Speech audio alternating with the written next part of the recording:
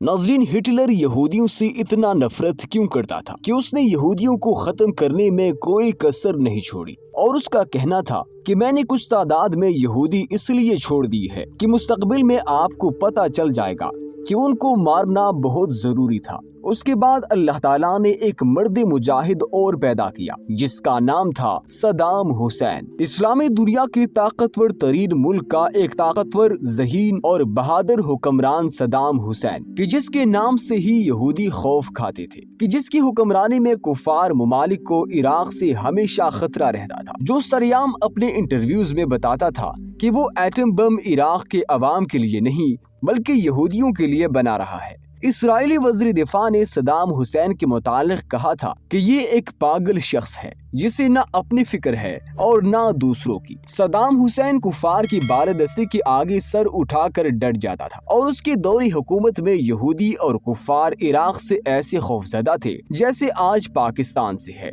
ये वो हुक्मरान था जो एक मुसलमान फलस्तीनी खातून की फरियाद पर इसराइल पर चढ़ दौड़ा और इसराइल की दारुल हुकूमत तलबी पर 40 मिसाइल फायर कर दिए। एक बार सदाम हुसैन की लाइव प्रेस कॉन्फ्रेंस के दौरान एक औरत सदाम हुसैन के सामने आई और सदाम हुसैन से सख्त अल्फाज में कहा कि इस्राएली फौजियों ने मेरी बेटी का कत्ल कर दिया है। क्या तुम्हें उन बच्चों, बूढ़ों और औरतों की चीख पुकार सुनाई नहीं देती जो फलस्तीन की सड़कों पर रोजाना इस्राएली फौजियों की गोलियों का निशाना बनते हैं? तुम यहाँ ऐशो आराम की जिंदगी बसर कर रहे हो। क्या तुमसे उन मासूम बच्चों और मुसलमान बेटियों की चीख पुकार का हिसाब नहीं लिया जाएगा? सदाम हुसैन उस औरत की बातें सुनकर रो पड़ा और आंसू साफ करते हुए उस औरत से कहा कि अब इसराइल का कोई भी शख्स सुबह का सूरज नहीं देख पाएगा। जिस तरह यहूदियों ने मुसलमानों की माओं, बहनों और बेटियों को रुला दिया है, मैं इसी तरह यहूदियों की चीखें निकलवाऊंगा। सदाम हुसैन वहां से उठकर चला गया,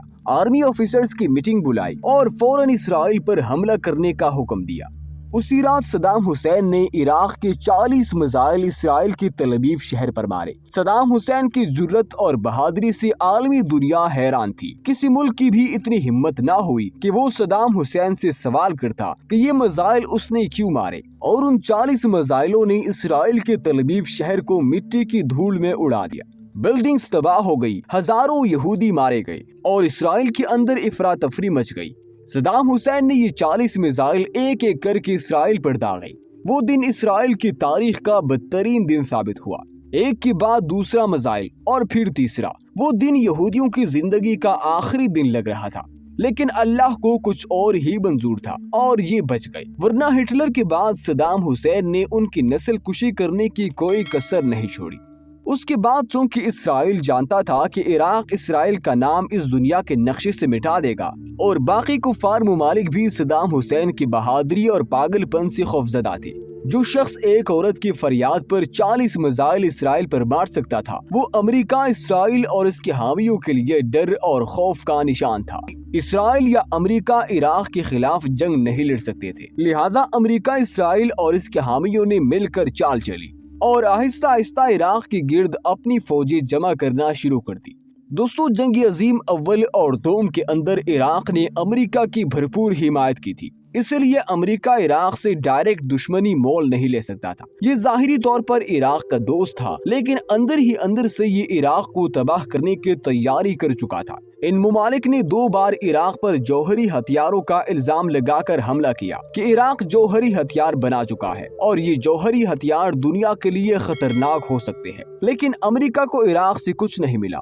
2003 में इराक पर जब हमला किया तो सदाम हुसैन इराक के अंदर ही कहीं छुप गया, लेकिन 2003 की ये जंग पूरी इराक को निगल गई और सदाम के गार्ड ने ही पैसों की लालच में अपने मोहसिन का पता अमेरिका को दे दिया और सदाम हुसैन को गिरफ्तार कर लिया गया।